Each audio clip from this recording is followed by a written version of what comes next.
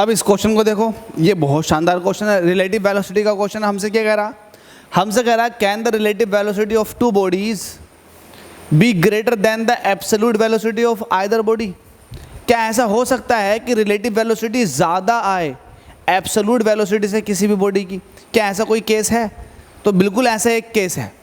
वो केस क्या है, लेट अस सपोज कि एक बस है या एक गाड़ी है, इधर को चली 10 मीटर पर सेकंड से, और एक दूसरी कार या फिर गाड़ी है जो इधर को आ रही है 30 मीटर पर सेकंड से।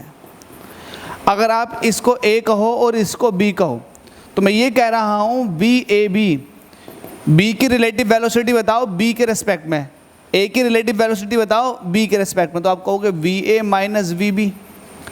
अब जैसे आप वी ए की वैल्यू रखोगे 10 माइनस बी बी, अब बी बी की डायरेक्शन अपोजिट होने की वजह से आप लिख दोगे माइनस का 30, क्योंकि डायरेक्शन सेम होनी चाहिए थी, लेकिन ये इधर को है तो ठीक है।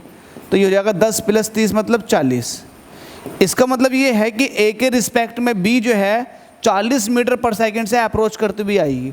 इसी तरह से आप निकालोगे वी बी ए, इसकी रिलेटिव वेलोसिटी निकालोगे इसके रिस्पेक्ट में, तो आप कहोगे वी बी माइनस वी ए।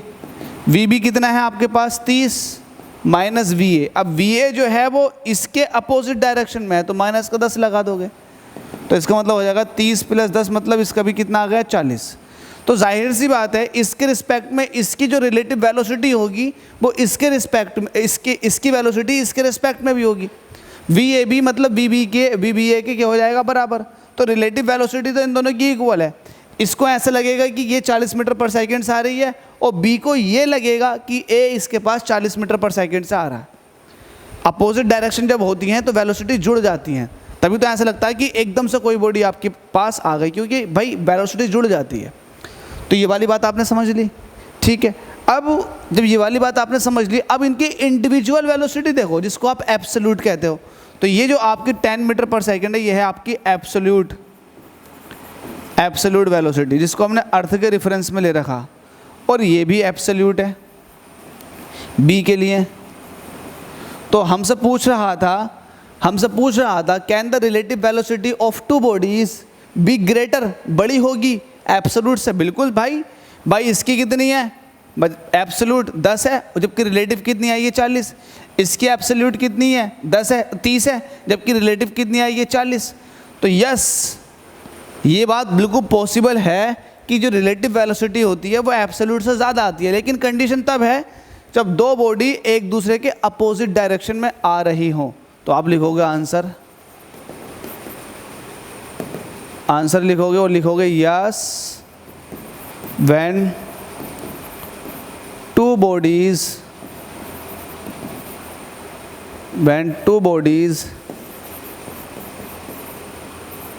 approaches towards each other।